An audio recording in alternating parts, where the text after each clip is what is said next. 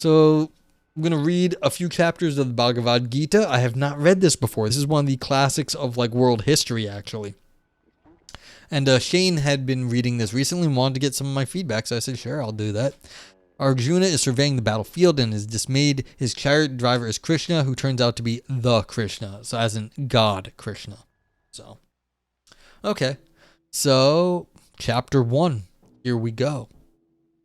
And I apologize for how I say all the Indian names or words. I speak English and bad English, mostly poorly. So, I will do my best, but I apologize if I butcher it. Dritir Rashtra says, ranged thus for battle on the sacred plain, O Kurukshetra, say Sanjaya, say what wrought my people and the Pandavas. Sanjaya. When he beheld the host of Pandavas, Raja Duryodhana to Drona drew and spake these words, Ah, Guru, see this line, how vast it is of Pandu fighting men, embattled by the son of Drupada, thy scholar in war. Therein stand ranked chiefs like Arjuna, like to the Bhima chiefs, benders of bows, Virata, Yuyudan, Drupada, eminent upon his car. Yeah. Drish Taket, Chekitan, Kasi's stout lord, Purujit, Kunti Boj, and Saivya.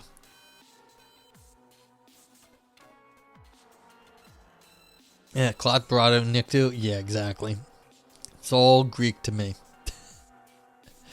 So I lost where I was because I don't know those. With Yudaman Yuda and Utamauj of Subhadra's child and Drupadi's all famed. Gesundheit, yeah, thank you.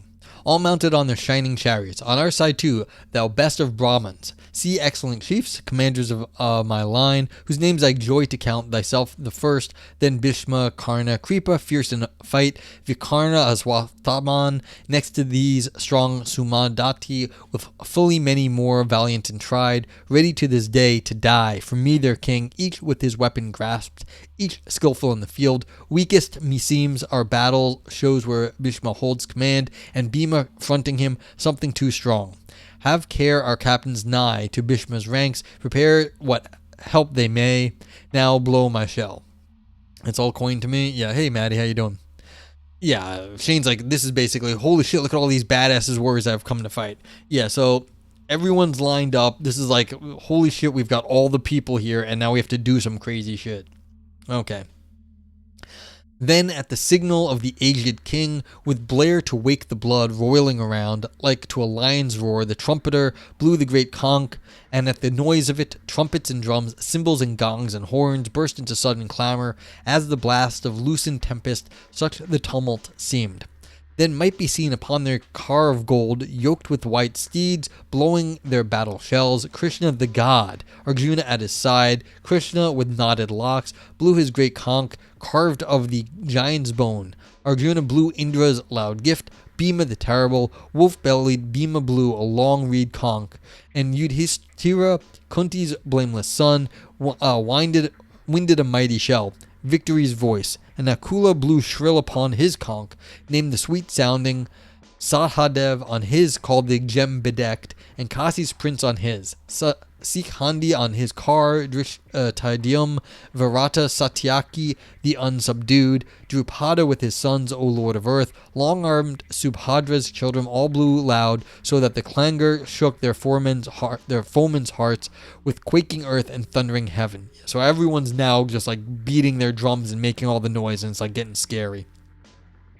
Yeah, so, you know, this is the haka of like, I love those videos of the people from Southeast Asia, the Polynesians or whatever, they do the haka dance. It's like, yeah, it's scary.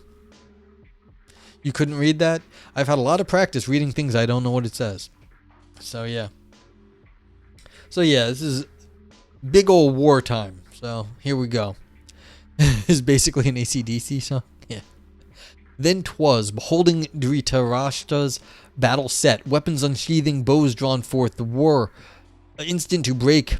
Arjun, whose ensign badge was Hanuman the monkey, spake this thing. You know, we need these things. Like, we should have, like, Shane the Bold. We don't have, like, these monikers anymore. Like, or, like, Maddie the Brilliant, or, like, whatever. Like, we need, like, better adjectives, and should attach it to names. So it's, like, it's kind of fun that way.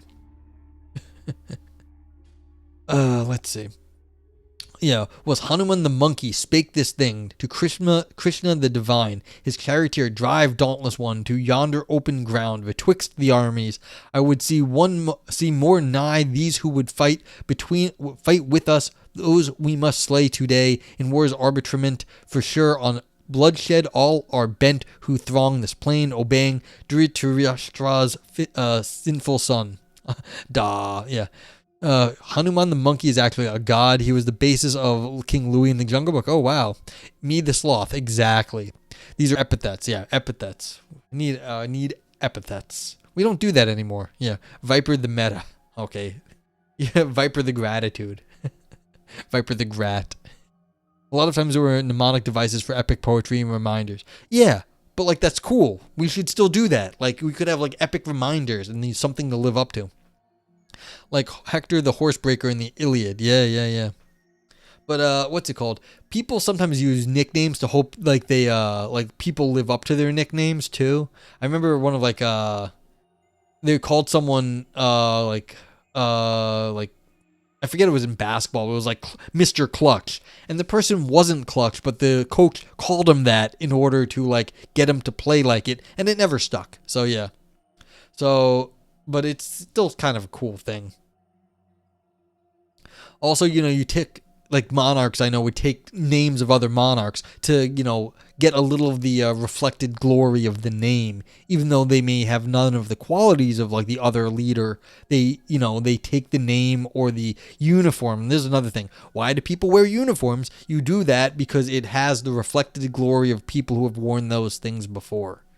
And so then you get treated like the people who were before. So for good or bad, you step into a certain uniform, you will be either loved or hated because of the people before you that wore that uniform. There was some really good economics and game theory talking about why sports teams had reputations they did, even when all the people who used to be on a team left. And so all the bad blood should have gone with them, but somehow it gets inherited with the uniform on top. Just because like someone else puts on the uniform, even though they don't have any of the old bad blood, they are treated as if they did. Yeah. I have no idea what those things are, Vipers. No, so you can recognize your own soldiers or teammates. Well, that's true, but why? The argument was, Maddie, why are the Spanish perceived to play a certain way and the Italians perceived to play this soccer? Oh, like one team is, like the Spanish is supposed to play clean and the Italians dirty, even though like the teams may not actually ever do that. It's something about, you are treated the way that people perceive you, and then you sort of get molded into that also. So there's a culture. Oh, basking in reflected glory, cutting off reflected failure. Okay. Yeah, I've never heard those acronyms before. But yeah, that's definitely part of it. Okay, but let's keep going. Just a little aside. Thus by Arjuna prayed, O Bharata, between the hosts that heavenly charioteer drove the bright car, reining its milk-white steeds, where Bhishma led and Drona and their lords. See, spake he to Arjuna, where they stand, thy kindred of the Kurus. And the prince marked on each hand the kinsmen of his house, grandsires and sires, uncles and brothers, and sons, cousins and sons-in-law and nephews, mixed with friends and honored elders, some on this side, some on that side ranged. And seeing those opposed, such kith grown enemies, Arjuna's heart melted with pity while he uttered this. So this is the thing that just so on both sides of the war, he's got family. And this is like the setup, as I understand, of the problem is that he's fighting his own family. Like there's people on his family that he's fighting against. And that's the issue here. So Arjuna, Krishna, as I behold, come here to shed their common blood. Yon concourse of our of our kin. My members fail, my tongue dries in my mouth. A shudder thrills my body, and my hair bristles with horror. From my weak hand slips Gandiv, the goodly bow. A fever burns, my skin parching, hardly may I stand. The life within me seems to swim and faint. Nothing do I foresee save woe and wail. It is not good, O Kashav. Naught of good can spring from mutual slaughter. Yeah, battle is a civil war. Lo, I hate triumph and domination, wealth and ease, thus sadly won. Aho. What victory can bring delight? Govinda. What rich spoils could profit? What rule recompense? What span of life itself seems sweet, bought with such blood? Seeing that these stand here ready to die, for whose sake life was fair, and pleasure pleased, and power grew precious, grandsires, sires, and sons, brothers and fathers-in-law, and sons-in-law, elders and friends. Shall I deal death on these, even though they seek to slay us? Not one blow. O Madhusadan, will I strike to gain the rule of all three worlds. Then how much less to seize an earthly kingdom? Killing these must breed but anguish, Krishna. If they be guilty, we shall grow guilty by their deaths. Their sins will light on us if we shall slay those sons of Dhritarashtra and our kin. What peace could have come of that, O Madhava? For if indeed blinded by lust and wrath, these cannot see or will not see the sin of kingly lines or overthrown and kinsmen slain. Yeah. Lots of words in this one. How should not we who see shun such a crime, we who perceive the guilt and feel the shame? O thou delight of men, Janardana. By overthrow of houses perisheth their sweet continuous household piety, and rights neglected, piety extinct. Enters impiety upon that home. Its women grow unwomaned, whence there spring mad passions.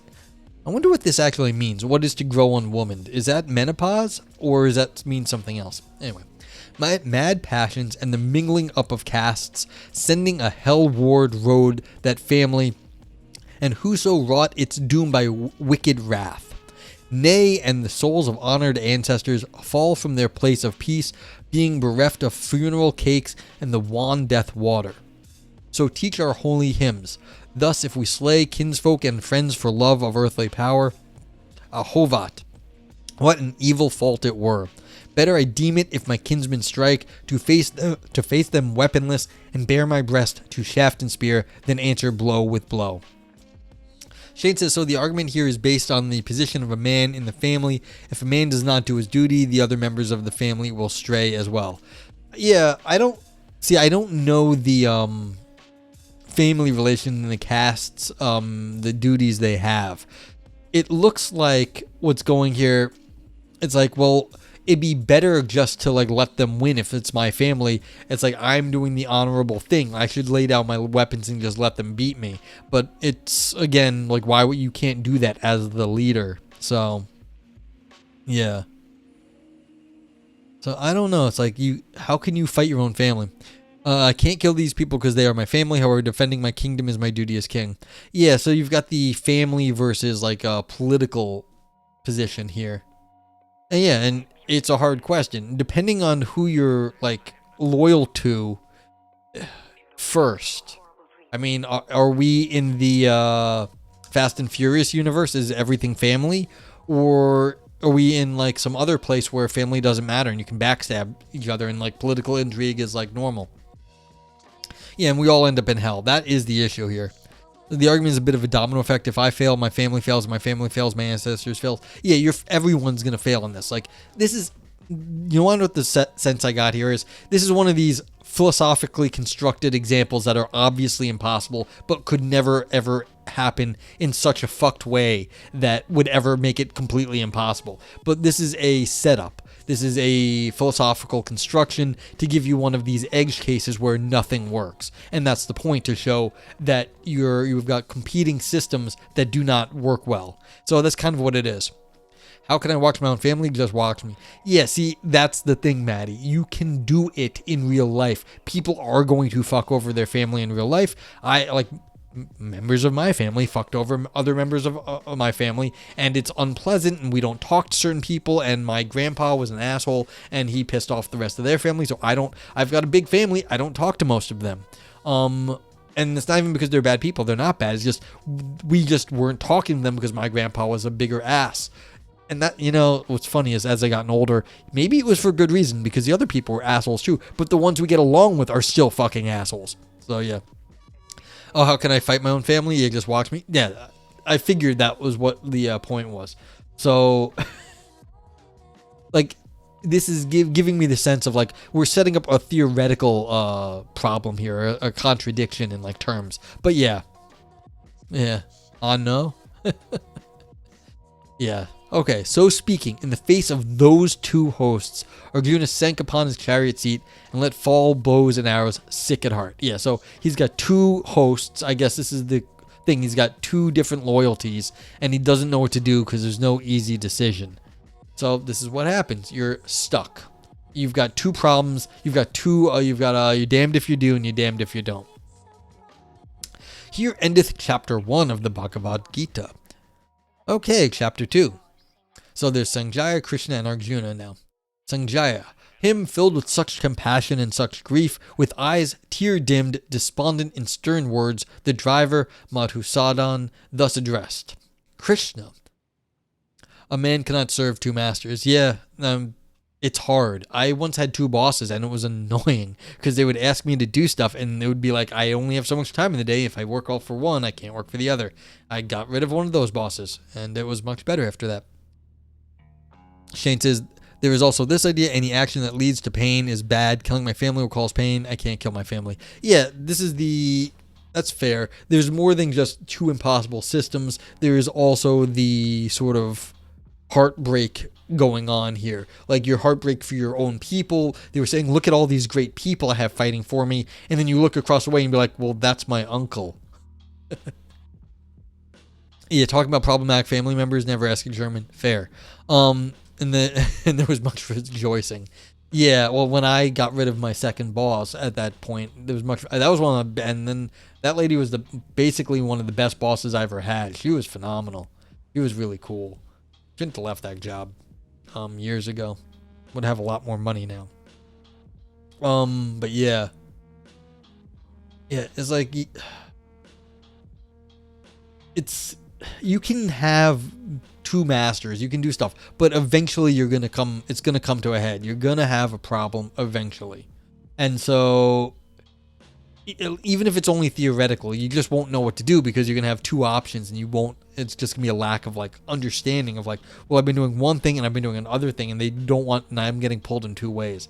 So this is just sort of like the normal state of the world, really, especially nowadays. There's a lot of different things pulling on people, and it's hard to have one thing. Now, most of the time it's not this significant where you're going to be literally killing your family or wiping out your own friends. Like friends versus family, or like political responsibility versus like a familial duty.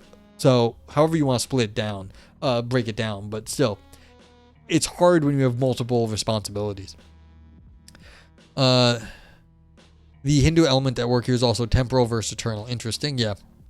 Maddie says the best boss I ever had trashed the previous boss's personnel files and said that she would judge us on our own terms. See, that's kind of cool. But like, yeah, fuck the history. We're starting over clean. And it's like, and you're going to burn it.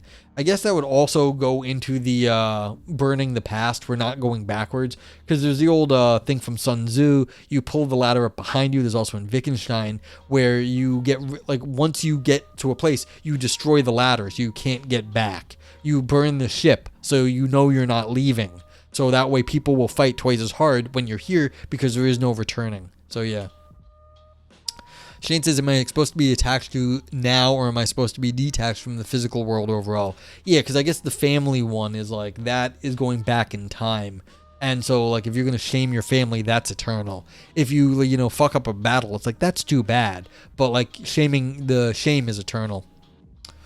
Mandy says, these weren't the actual personnel files. They were out of old bosses, basically burned book about our workers. Oh, well, that's just rude that they had that thing. But yeah, so again, that's good that the new boss knew better than to like hold some bullshit old grudges against you. Like, Shane says, my caste of warrior calls me to do my duty because it is what I am called to do, the old tautology. Yeah. It's like, well, you've got, the caste, you got the family, you've got personal responsibility, you got the heartache, so you've got you were saying the temporal, so you've got like this stuff now. How could I kill my brother? Versus like the family responsibility that your ancestors will be disappointed in you, versus and then it's like my current duty to being a warrior. Will the gods not like me if I have failed to fight? And this is the first line from Krishna. How hath this weakness taken thee? Whence springs the inglorious trouble, shameful to the brave, barring the path of virtue? Nay, Arjun, forbid thyself to feebleness. It mars thy warrior name. Cast off the coward fit. Wake, be thyself, arise, scourge of thy foes. Arjuna, how can I in the battle shoot with shafts on Bhishma, on Drona, O thou chief? Both worshipful, both honorable men. Yeah, so he likes his family, which is amazing too. He's like, I can't go kill my good uncle and my good cousin and stuff. Better to live on beggar's bread with those we love alive than taste their blood in rich feasts spread and guiltily survive. Ah, were it worse, who knows, to be victor or vanquished here, when those confront us angrily, whose death leaves living drear. In pity lost, by doubting tossed, my thoughts distracted turn to thee, the guide I reverence most, that I may counsel learn. Oh wow, we got the whole rhyme going now. I know not what would heal the grief burned into the soul and sense, if I were earth's unchallenged chief, a god, and these gone thence. Singjaya, so spake Arjuna to the Lord of Hearts, and sighing, I will not fight. Held silence then, to whom with tender smile, O Bharata, while the prince wept despairing twixt those hosts, Krishna made the answer in divinest verse. Krishna says, Thou grievest where no grief should be, thou speakest words lacking wisdom. For the wise in heart, mourn not for those that live, nor those that die, nor I, nor thou, nor any one of these. Ever was not, nor ever will not be. So we got untemporalized now. So as Shane was saying, we all of a sudden, it's not living or dying, it's something else. Forever and forever afterwards, all that doth live, lives always. To man's frame as there come infancy and youth and age, so come their raisings up and layings down of other life abodes, which the wise know and fear not. That irks thy sense life, thrilling to the elements, bringing thee heat and cold, sorrows and joys, 'tis brief and mutable. Bear with it, prince, as the wise bear. The soul which is not moved, the soul that with a strong and constant calm takes sorrow and takes joy indifferently, lives in the life undying. All right, so we were getting some bullshit stoicism here, it looks like. This, by the way, is one of the strongest modern arguments for reincarnation via samsara. Interesting. Yeah, because they're saying basically that, life undying. If you can live without worrying about like this sort of everyday like throes of life, then you are way better off. So then you have some sort of undying soul. So yeah, that which is can never cease to be, that which is not will not exist. Krishna is saying you aren't killing a person. The person is not the shell it's in. The person is spirit soul. Okay, so this is a full-on soul here, like here. The soul which is not moved. So I don't know how much, I guess there's ontological weight going on this word. I don't know enough about, like, this is like one of these things. You need to kind of understand the words to under the text to understand the words. Does this soul which is not moved, how are they using soul at this point? So Shane is saying that the context looks like there is some sort of concept of immortal soul that is not moved. I turned him as Atman. Okay. Yeah, so you're not killing their Atman. It doesn't matter. And the fact that you are worried about killing Atman means you are worried about the wrong thing because you can't kill it. So it's like, this is it. That which is, it can never cease to be. So the Atman, the soul, you're not killing it. You're just merely moving it around. And moving it around is not like so bad. In Hinduism, the spirit of the universe is Brahman, and each person has a fraction of Brahman inside them called Atman. Okay, so you got the spark of God or something in the Western sort of version of this. Okay, so you should not be so worried about your everyday life, even if the life seems terrible, because this is just, accidental, temporary, and it does not matter. The Atman moves between shells in reincarnation until it reconnects with Brahman. Okay, so we've got some sort of, what do I know about this? We've got some sort of propagating universe, is what I do know of the Hinduism. The universe is kind of constantly propagating into more and more complex forms, and this is what I understand. I could be wrong. Please correct me if I'm saying dumb things, but it's this sort of infinite propagation, and everything is moving, into a different form all the time. And since it is always a sort of constant, infinite creative forming, you don't have to worry about sort of they're saying, but the soul is moving through this and as it goes. And so, yeah, we've got a teleology of the soul. It's moving through this, and the instant that you're looking at, this little temporal slice, is sort of irrelevant in the grand scheme of things. Okay. Yeah. I think that's right. Is this Hinduism or is this something else where we've got this constant creation of the universe at every second? It's just sort of self-propagating in an interesting way. Okay, but regardless of that, the soul is traveling through this, and it doesn't really matter because the soul is immutable within the universe. It's just sort of traveling through. Okay. To see this truth of both is theirs who part essence from accident, substance from shadow. Yeah, so the world currently is an accident. It's just where you're looking at. It doesn't matter. It's sort of the timeline that's really important. And that's the full length of the universe. So it's the full experience of the soul going back to Brahman. Indestructible, learn thou. The life is spreading life through all. It cannot be anywhere by any means, by any wise diminished, stayed, or changed. So this is, okay, here we're getting some serious metaphysics. The life is not anywhere. That sort of means it is not within this world. It is of the whole universe itself. You might be saying, this is the timeline. If you draw a timeline from the beginning of the universe to the end of the universe, that line is not within the universe itself. It is of the whole thing. And so it is not anywhere within it, like any part of it is, but the line itself is not anywhere within it. It is of the full size of the universe. And so it's not anywhere within it. Yeah, that's just Brahman. It just exists. Yeah, see, I have to pull this up from I've heard some talks on Hindu philosophy, but I heard something about this where you're talking about in the universe, outside the universe, and how they deal with time and space in it. And so I did know something about this one spot. I'm happy I remember. So yeah, but this is a weird locution. It cannot anywhere. Why would you say something like that? So we're B theorists, yeah, Valpo. That you get real interesting, sophisticated time theory in Hindu philosophy. Yeah, welcome in, Valpo. Hope your end of semester is finishing up well. Same with you, Shane. So yeah, this is one of these interesting things. Why would anyone say it cannot anywhere, by any means, be any wise diminished, stayed, or changed? Because it is not in the universe. It is of the full universe.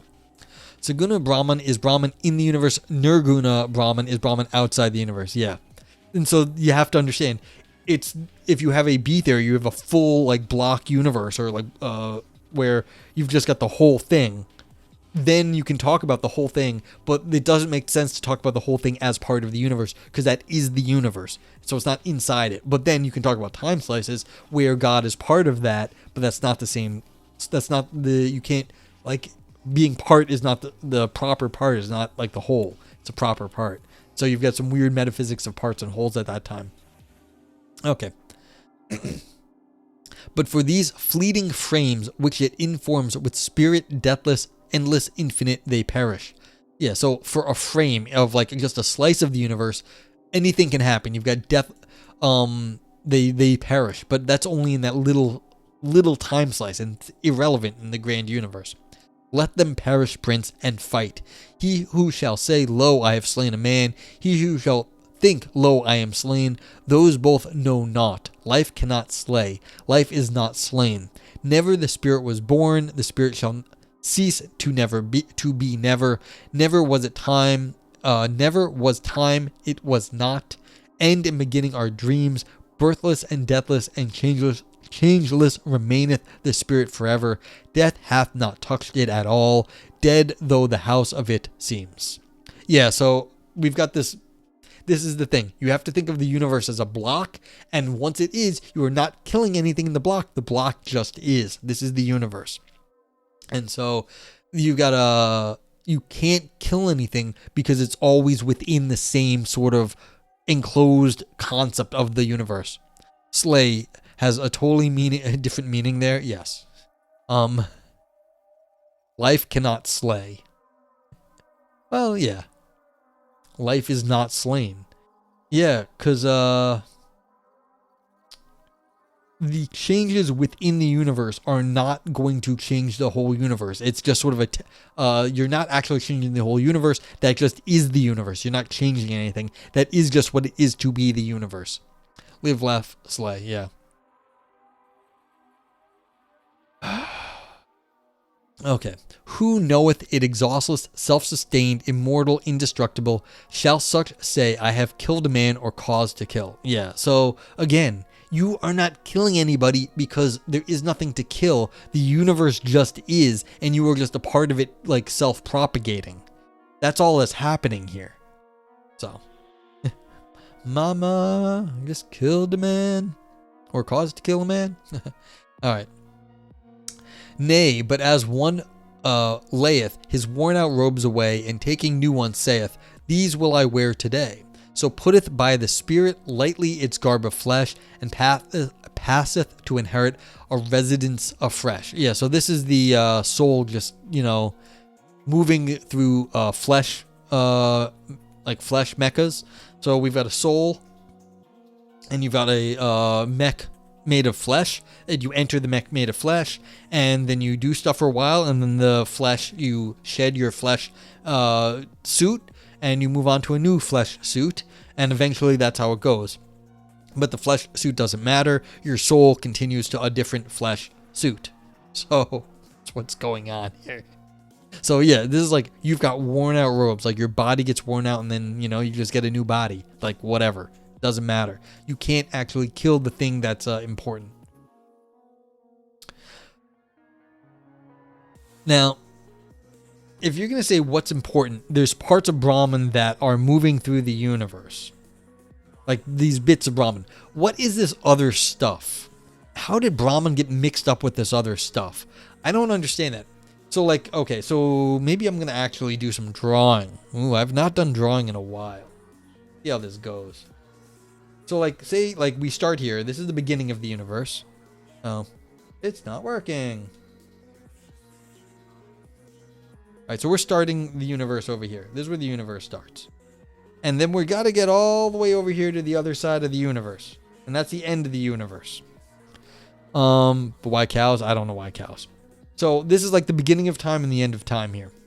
And this is like God over here, and this is this is God, and this is God here. It's kind of a circle. They're the same God. What is all this shit that happens in between that it gets mixed up with that we think is going on?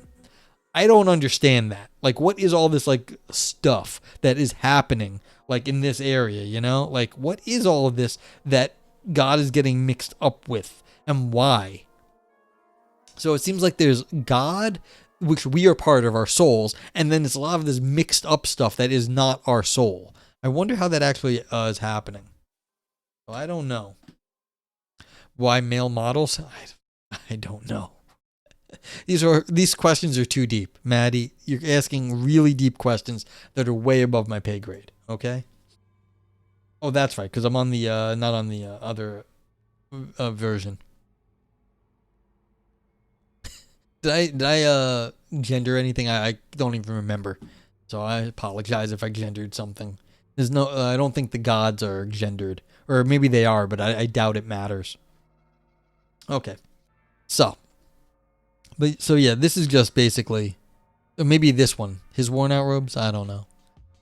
So you're going to war, but like, what do you care about going to war? It's all God. God is just, doing stuff, and you are along for the ride.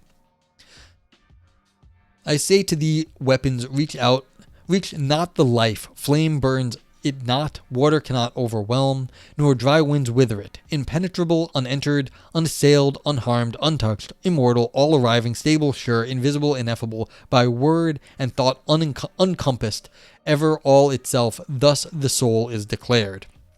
So many questions, not enough time to type. Yeah, and so again, then how do we actually interact with the soul? This is, a Cartesian question. Where's the pineal gland and all this? If you can't touch any of this stuff, how does the soul actually matter to you? If you have a soul, a bit of God in you, how is that, directing your behavior? If like it's untouched, immortal, all arriving, stable, like stable. That means it's not actually changing if it is stable, and then like how is it actually affecting you? Thetans? Yeah. Thetans. What's Thetans? Okay. How wilt thou then, knowing it so, grieve when thou shouldest not grieve? How if thou hearest that the man new dead is, like the man new born, still living man? One same existent spirit, wilt thou weep? The end of birth is death. The end of death is birth. This is ordained. Okay, so now we've got explicit reincarnation. The mournest thou, chief of the stalwart arm, for what befalls which could not otherwise befall. The birth of living things comes unperceived. The death comes unperceived. Come between them, beings perceived. What is there sorrowful, Aryan, dear prince? Oh, Thetans are the soul that pollute the soul in Scientology. I knew I heard it. I could not pick it up. Not getting the recall is not working so well right here. They are what you need to be purified when going clear. Yeah. So they've got like evil metachlorians in Scientology, and that's what you need to be purified of. Okay, so they're getting rid of the evil metachlorians in Scientology, but again, how does the evil thetan attach itself? Like, is it like a little parasite onto like the soul, and then you've got like parasites on, and you have to clean it off? Again, how does that affect something that should not be allowed to, harm some immortal soul? That seems weird that the immortal soul would fall to like some sort of parasite, but I'm not trying to make sense of the thetans either. But yeah, but that does still matter in this area. Like, how does the soul, when it is so perfect, have some imperfection to it that, can be, affecting us or be affected? Wonderful, wistful to contemplate, difficult, doubtful to speak upon, strange and great for tongue to relate, mystical hearing for everyone, not nor woteth man this, what a marvel it is, when seeing and saying and hearing are done. Zeno killed them all with atom bombs and disembodied them. Then he sealed them inside volcanoes, but they got out and into humans. Okay, good for Zeno trying, but like, apparently didn't kill all of them. Viper says money. They stick on the soul using money. That's why you need to give it to the church. Haha. Fuck, I wish I could answer all these questions. Yeah. It's very hard. Like this sort of thing where we're just doing straight up. We've got souls that are moving through this sort of transformation of a God universe that they're unchanging, but like we are along for their ride, and we have to. We're not. I don't know how much we can affect the sort of the progression of the universe. I mean, I assume there's some sort of like freedom that we have. Otherwise, this wouldn't be a conversation here.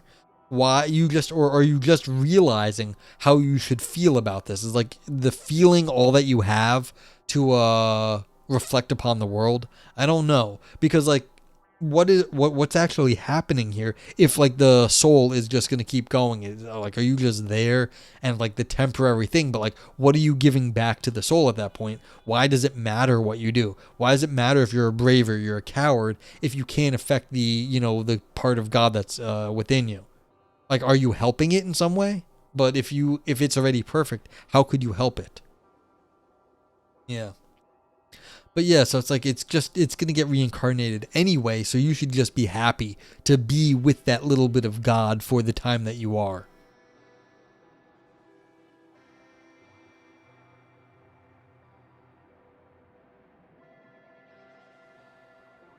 This life within all living things, my prince, hides beyond harm. Yeah, see, again, hides beyond harm. This is the being that is Go back to the Heidegger. There's the beings that we all have in our universe, and then there's the grand being of the universe being. This is the being with the big B in Heidegger. So you've got something that hides. It's a withdrawn. The thing that is withdrawn in our universe is what is the being of the universe? How does the universe exist? We don't know that. So we investigate using science what we can find out, but how does the universe itself exist in some way that is different from our existence, of course, because we are within the universe, but how is this thing that is withdrawn from us because it is the thing that enables all of our beings to exist? Okay, so that's karma. Your actions create momentum for your Atman. If you do your duty, you propel Atman closer to rejoining Brahman. Okay, so you can like project, you can like, give your little Atman a little bit of help getting back. Okay, that's fun. When it reunites with Brahman, you cease to be reincarnated. This is called moksha. Okay, so you can help. So like, you are not actually doing, you're the boost. You're like the little speed boost, and if you act like properly in a video game, you can get more speed boosts. I got you. And that's a good thing because you do not feel pain from being attached to the fleshly world. Yeah, okay, so you're then getting yourself to the spot where there is no more fleshly pain. And in the fleshly pain, though, I guess you can slow yourself down or speed yourself up, so you get your speed boost. All right, so press B very quickly for a speed boost. But yeah, so life within all living things, my prince, hides beyond harm. Yeah, so it's connected to the big being, but like you are not. So doing what you're doing is following your dharma, sure. So you have to do what you're going to do, or else you're slow your Atman down. And if you slow your Atman down, that's just depressing because you're not getting back to where it needs to be. And bad karma and push yourself away. Press F to escape the Yeti. Exactly. So yeah, you're the little skier in Ski Free, and you're trying to escape the Yeti.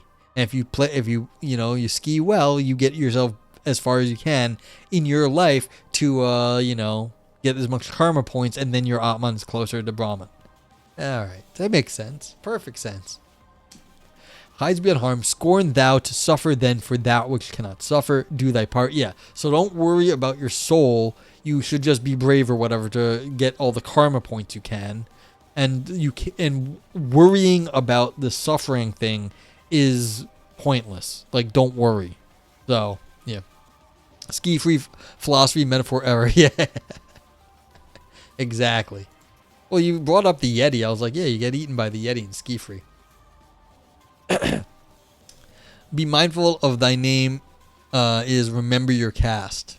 Okay, yeah. So I guess that would be telling you where you are in the hierarchy there. Yeah. Okay. Be mindful of thy name and tremble not.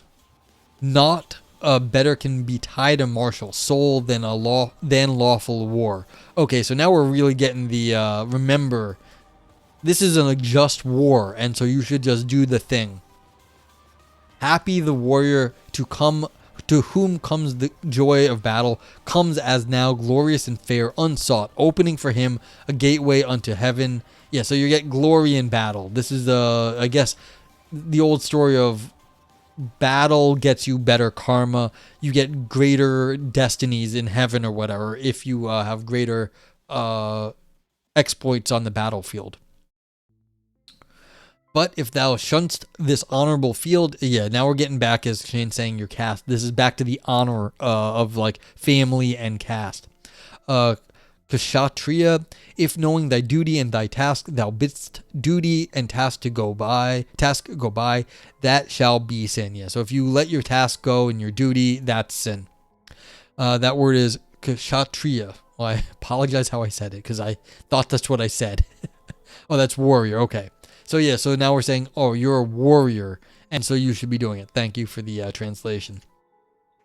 And those to come shall speak the infamy from age to age, but infamy is worse for men of noble blood to bear than death. The chiefs upon their battle chariots will deem 'twas fear that drove thee from the fray. Of those who held thee mighty souled, the scorn thou must abide, while all thine enemies will scatter bitter speech of thee to mock the valor which thou hadst. What fate could fall more grievously than this? Okay, so we're getting a social theory here. They're saying if you turn around now, you will be mocked by everyone, and all your, like, even though you may feel that you're being moral, that will be forgotten because the glory on the battlefield is more important than the feeling you had for your family. So everyone will be like, he was a coward and ran. And so this is a social argument though here. Tindera says, those texts remind me of fictional philosophic works. So much text and so little philosophy. Yeah, well, you got to give people a little bit of time. Philosophy's hard. So, yeah. But there's a lot going on too here, Tindarios. Got to remember, as Shane's bringing up, there's a lot of things going on that there's context. And so you have to know there's like the history of the caste system, the reincarnation, the family stuff. So you have to maybe you have to do more work to pull out all the things that are going on. All considering, it's not actually, for the amount I'm reading, it's not actually as bad as some things. It's really, like, the density here is not terrible. There's a little bit of philosophy, but it's not that bad. There is a lot going on. Yeah. Shane says, this part always blows my mind. Krishna was just arguing, don't worry about humans. Humans suck. Worry about eternity. Yeah, completely. And he's saying you're going to get made fun of if you leave battle. And now he's like, but worry about your people and humans and how they think of you. I know, like a weird social thing. Well, no, he's saying if you worry about, like, if you don't do your duty, you're just going to get made fun of because humans suck. But again, you should be doing your duty for the other reason. And then you're saying, look how shitty humans are. They're just going to make fun of you even for the reason, like the good reasons that you have, the good feeling you have for people is just going to lead you to misery. So again, you should be doing what you should, like your duty, and just not worry about it because the soul's immortal. And that's why this other stuff doesn't matter. And on top of that, humans suck. So yeah, it's a secondary argument, and it shouldn't be necessary, but it is reminding Arjun that humans suck, and you shouldn't be worrying about what they think about. Okay, either being killed, thou wilt win Swarga's safety, or alive and victor, thou wilt reign an earthly king. So yeah, so either your family wins if you die, which is a good outcome, or you win and become a king, and that's a good outcome. Either way, it's a good outcome. Although you may have murdered your whole family, but they're not really dead because they're ever mortal souls. So you don't have to worry about that. Therefore arise, thou son of Kunti. Brace thine arm for conflict, nerve thy heart to meet, as things alike to thee, pleasure or pain, profit or ruin, victory or defeat, so minded gird thee to fight, for so thou shalt not sin. Yeah, so the only sin here is being a coward in war, and as long as you're not that, it won't matter.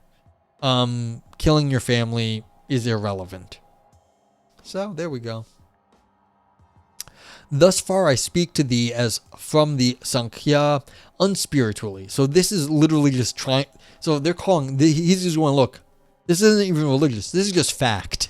This is just fact. Don't even worry about all that shit. And you know, this last one right here, this is kind of an argument. Like, this is like either way. This is a die, you win because your family lives and they're king, or you win and then you're just king. So it's like, this is what's it called, a dilemma, but it's a positive dilemma. Either you lose and your family lives well, or you win and then you and the survivors, you live well. So either way, as long as you fight nobly, you win. So this is like an unspiritual argument. This is a logical argument right there. Hear now the deeper teaching of the Yag, which holding, understanding, thou shalt burst thy karma bond, the bondage of wrought deeds. Okay, so now we finally got a karma here. So now we're getting into like the bondage of wrought deeds. So this is the accounting of your life that gets added up in karma, I guess. Here shall no end be hindered, no hope marred, no loss be feared. Faith, yea, a little faith, shall save thee from the anguish of thy dread. Here, glory of the Kurus shines one rule, one steadfast rule, while shifting souls have laws many and hard. Specious but wrongful deem the speech of those ill-taught ones who extol the letter of their Vedas, saying, "This is all we have or need." Being weak at heart, with wants seekers of heaven, which comes, they say, as fruit of good deeds done, promising men much profit in new births for works of faith, in various rites abounding, following whereon large merit shall accrue towards wealth and power, albeit who wealth and power do most desire, least fixity of soul have such, least hold on heavenly meditation. Yeah, so I guess this is saying that basically with better karma comes better life. Okay, this passage is chewing out older conservative priesthoods. Yeah, I'm not entirely sure what's going on here, but yeah, that makes sense. So like they've got various rights abounding, blah, blah, blah. But I guess maybe this doesn't make sense. But like, yeah, this is the karma up here.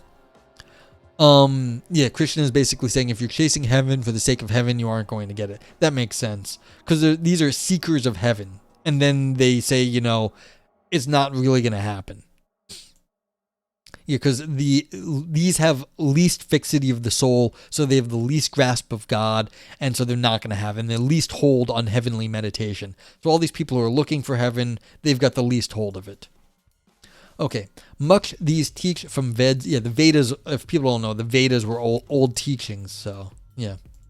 Concerning the three qualities, but thou be free of the three qualities, free of the pair of opposites, and free from that sad righteousness which calculates. Self-ruled Arjuna, simple, satisfied. Look like as when a tank pours water forth to suit all needs. So do these Brahmins draw text for all wants from tank of holy writ. But thou want not, ask not, find full reward of doing right in right. Let right deeds be thy motive, not the fruit which comes from them. And live in action. Labor, make thine acts thy piety, casting all self aside, contemning again in merit, equable, in good or evil. Equability is yag, is piety. I don't know what this yag word is, but okay. Saying, look, don't worry about the old teachings. You just act right and you will be right. Like, that's it. So you just go grow your karma by being right. You don't worry about, like, you know, trying to get to heaven. That's stupid. This talks a lot about setting the concept of self aside. Okay.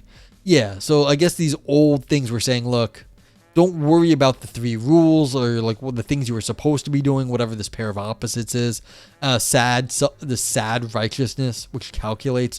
I mean, what are you calculating? Maybe that all the old theory was telling you have to be good in a certain way. You have to figure out how to, you know, be calculating. You want to get to heaven right now? No, that's nice. I'm in no rush. I'm not trying to get to heaven. Trying not to be a dickhead mostly. It's like, yeah, it's interesting. Some of the people I deal with are religious. I'm just like, I am not in that game. I'm just not it. Yeah, okay, so this is I in quotes anyway for Shane. So I better make sure that my good deeds are higher than bad deeds. By that means do good deeds for the benefit.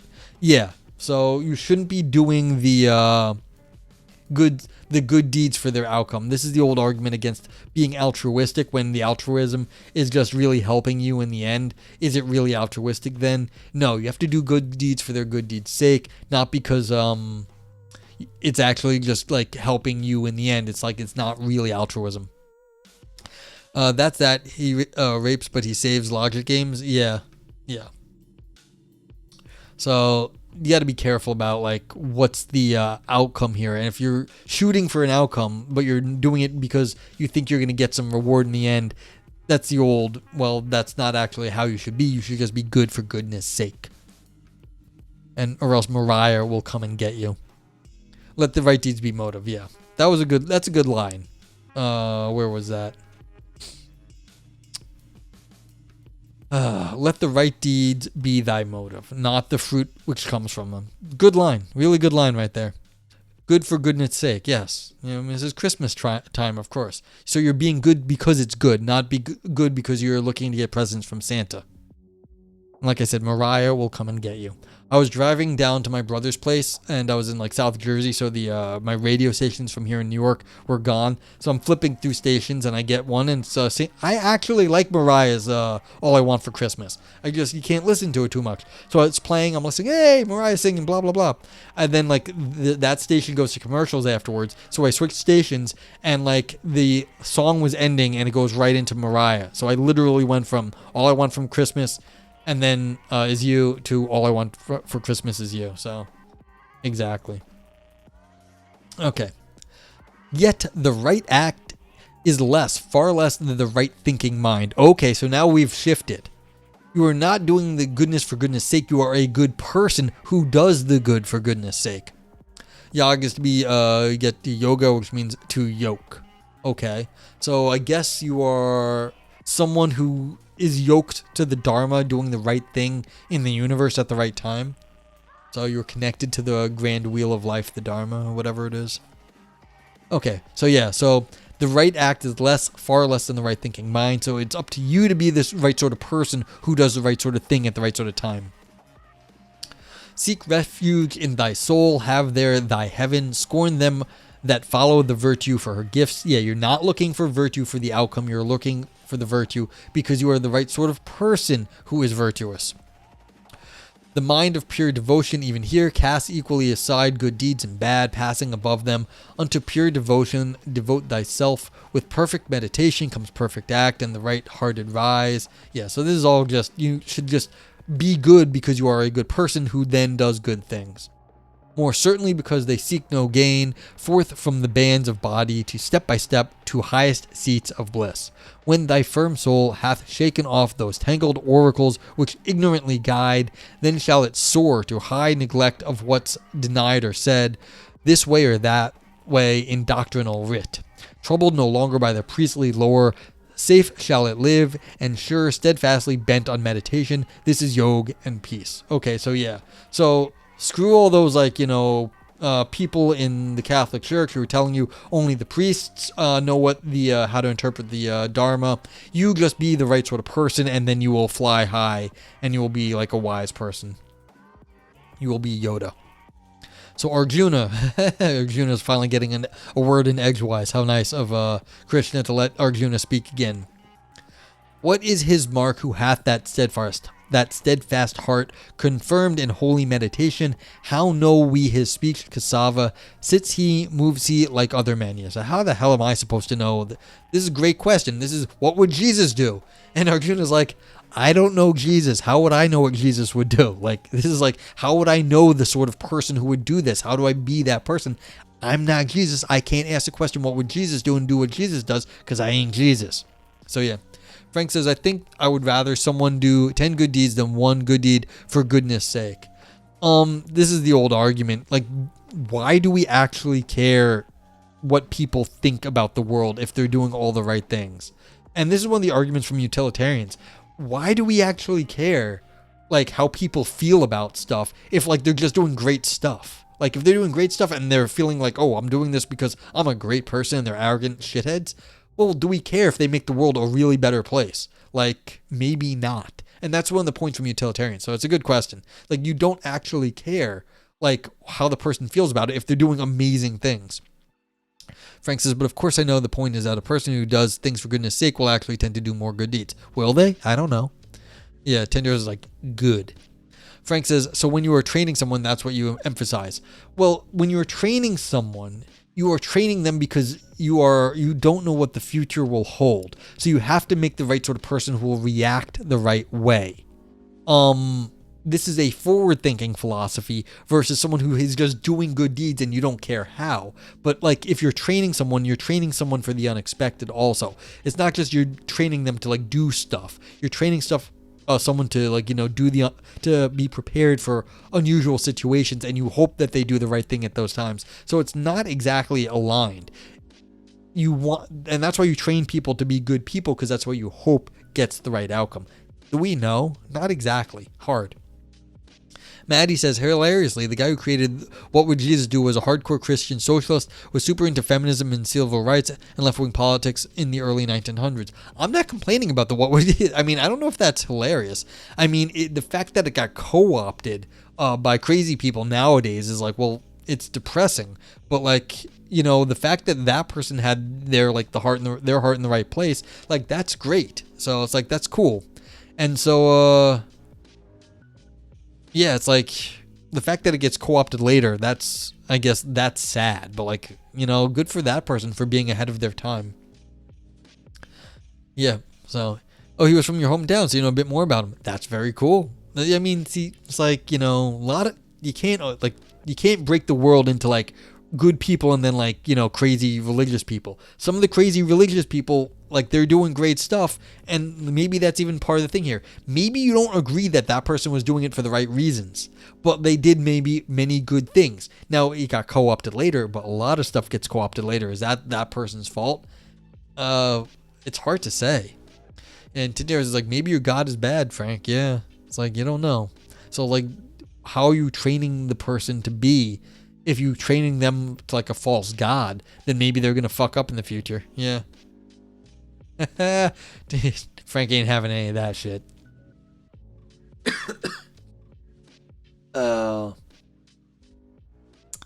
Okay, so Arjuna's like, how am I supposed to know what to do? I'm just plain old Arjuna. And Krishna is like, when one, O Prita's son, abandoning desires which shake the mind. Yeah, so you gotta stop worrying about stuff. You have to abandon things that are shaking your mind. Find in his soul full of comfort for his soul, he hath attained the yoga. That man is such. In sorrow is not dejected, in joy is not overjoyed. Yeah, so we're getting some good old stoicism here. Don't be so like emotional, Arjuna. Dwelling outside the stress of passion, fear, and anger, fixed in calms of lofty contemplation. Such an one is Muni, the sage, the true recluse.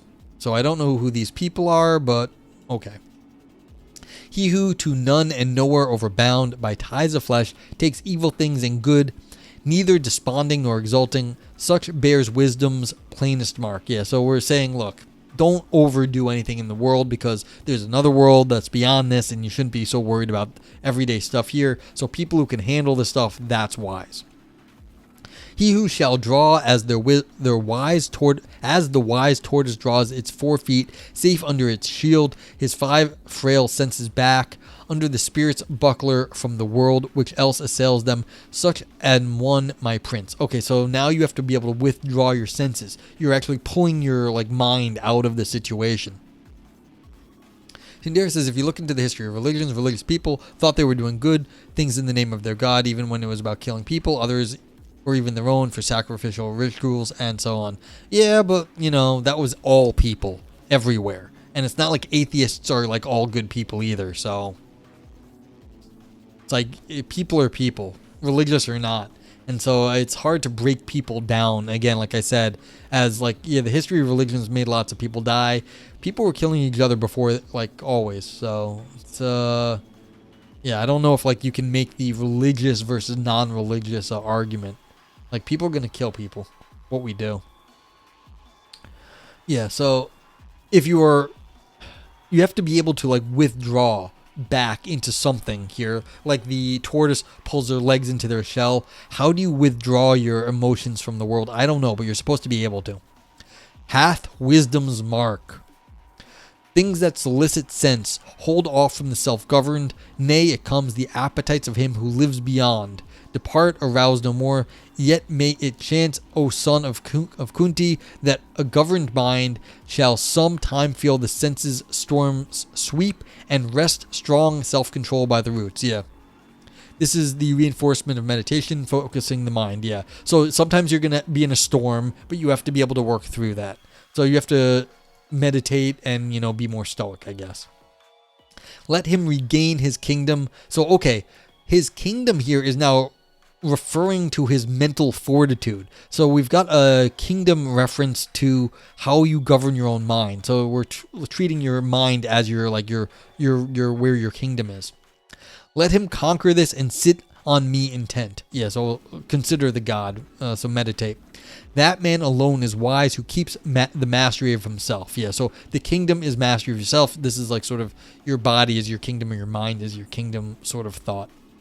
If one ponders on objects of the sense, there springs attraction. From attraction grows desire. Desire flames into fierce passion. Passion breeds recklessness, and then the memory, all betrayed.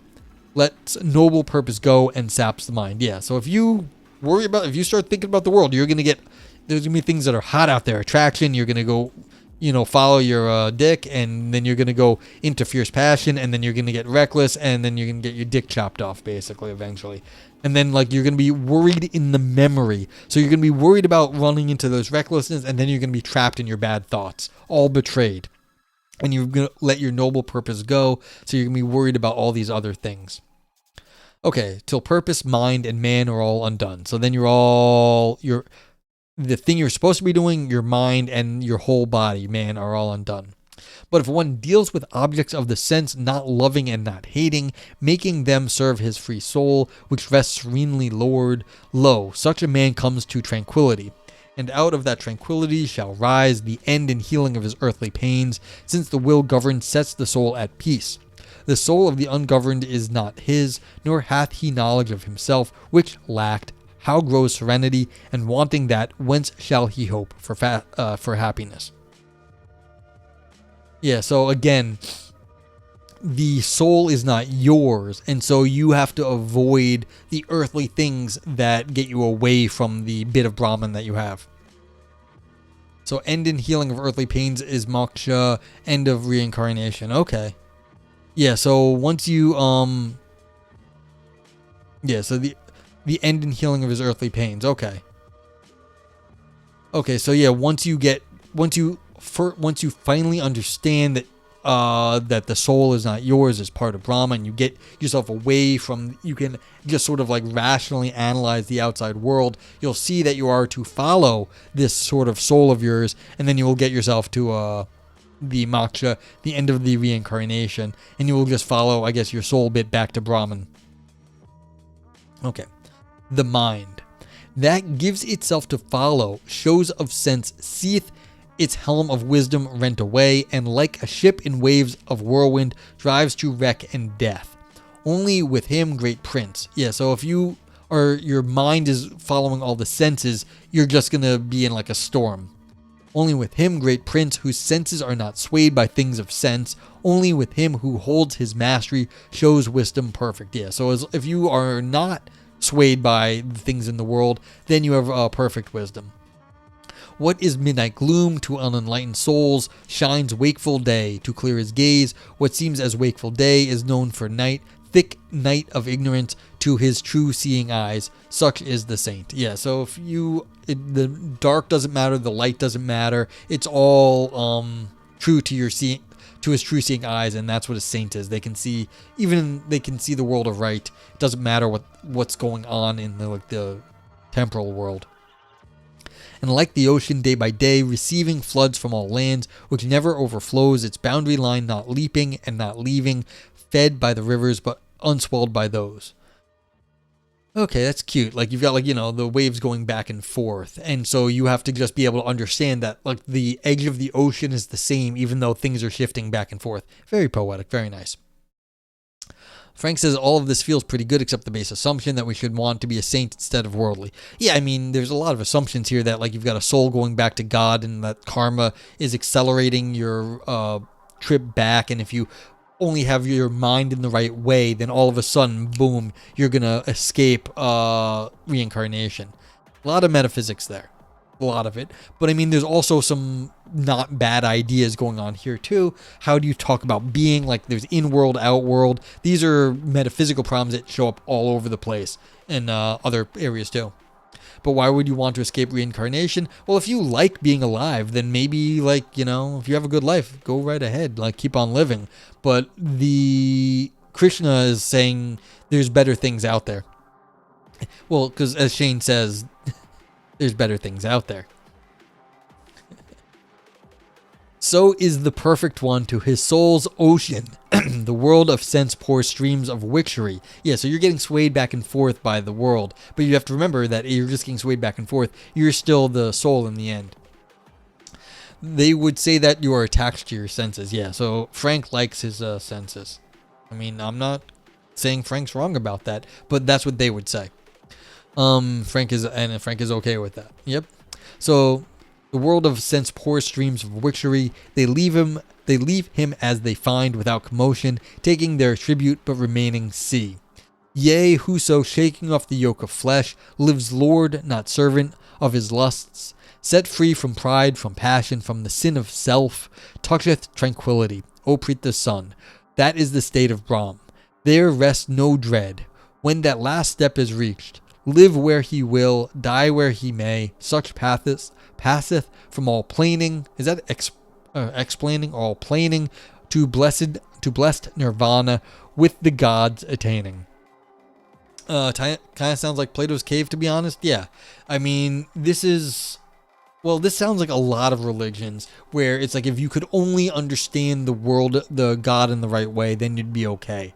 This is a privileged perspective on the universe where you're literally being told by God that this is the right way to see the world, and so like there is a better way to see the world. I mean, I reject basically that there is like a certain like secret knowledge to the world and that like stuff like that. I don't know if there is anything like this. I mean, there's just good questions to ask. But yeah, I mean, getting out of Plato's cave is seeing the world aright. So yeah. Viper says, I love how all religions are based on the premise. Imagine you're going to a place where it doesn't suck and your back doesn't always hurt. Yeah, well, life is hard for most people. I mean, if you're on Twitch, I'm not saying your life is good. I'm just saying you at least have access to like contemporary technology and you have access to like the internet and a lot of stuff. Like, so we in some sense have it better than anyone ever did in the past, but not like entirely. Things still suck pretty badly, but like, you know, there's still like, we still think the world kind of sucks at the moment and we're trying to make it like better, but like, yeah, it's like you'd rather be living like the good life somewhere else. Hinduism is closer to, hey, would you like to not exist? We can get you there. Yeah, see, it's how do you get there without, just telling people to kill themselves right now? It's like, okay, it's a better life if you die, but then they have to say, well, no, you're coming back if you die. And it's going to be worse if you have bad karma, so don't do that. But if you follow our religion sort of stuff, then it's going to be better, so you should do what we say. Now, this is nice because in some sense it's saying you don't have to do what the priests say. You have to just, follow the pure soul. And you have that within you. And so there's nothing that anyone else can really tell you to do that like you can't do on your own. So it gives you your own personal way out. That also makes me feel like it's an asshole-friendly theory here, where since you have your own personal soul telling you how to act, then you get to be an asshole because you're the one setting what your soul tells you to do and how to be good. And so then you just get to sort of be that way. It's like whatever you are, be a good one. Well, what if you want to be an asshole? So there's a problem. They're telling me I'm in a Dormammu situation, but in real life, I don't know what Dormammu is. Yeah. But yeah. All right, so am I going to read more? Oh, no, I'm already at 2.5 hours on stream. Now, Shane, do you want me to go look at Chapter 3? You said only the first two. Chapter 3 is short. I could do Chapter 3 if you think it's interesting.